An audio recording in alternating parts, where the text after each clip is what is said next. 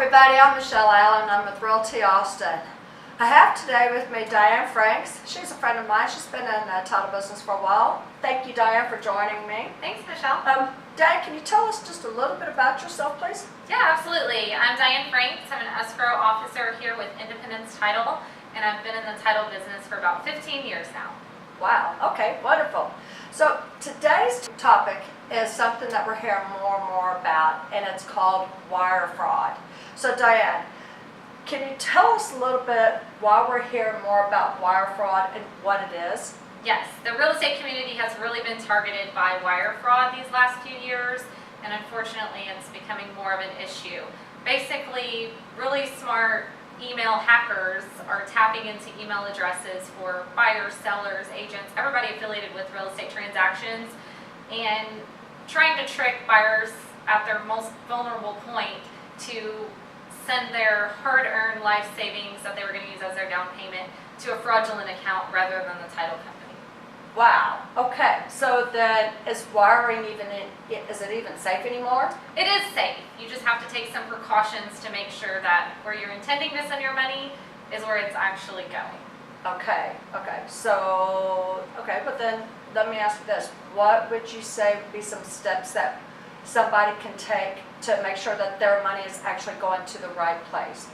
And namely y'all, for instance. Yes, the easiest surefire way to avoid that is by picking up the phone and calling.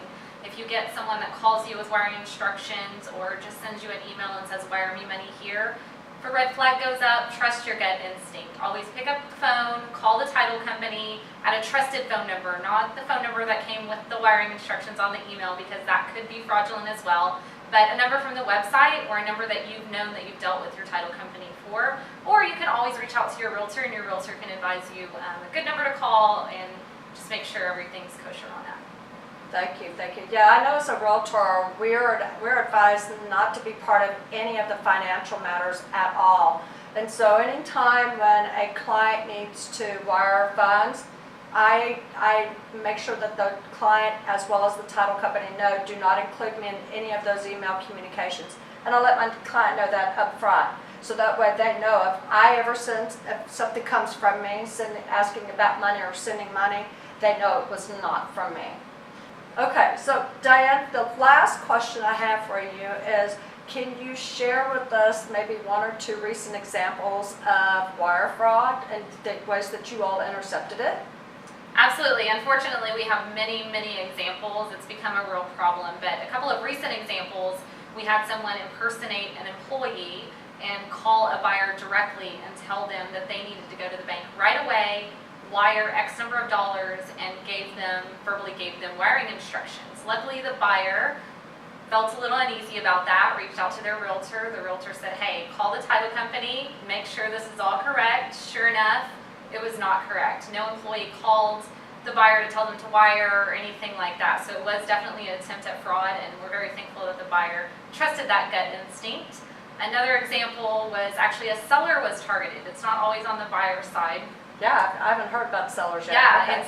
They're getting creative, and sitting in closing with a seller, and an email came across to the escrow officer pretending to be the seller, saying, don't wire my proceeds to the wiring instructions I gave you at closing, please wire them here instead, and gave them a whole new set of wiring instructions.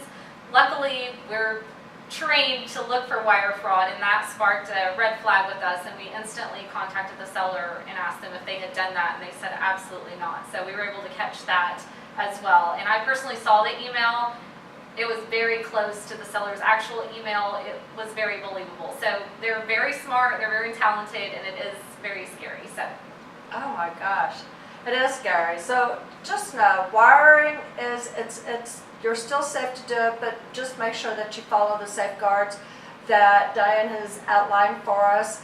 And as usual, if you've got any more questions, you're always welcome to contact Diane directly. I have her information available here.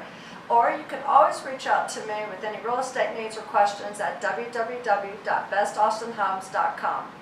Thanks again for joining us. Look forward to seeing you next time.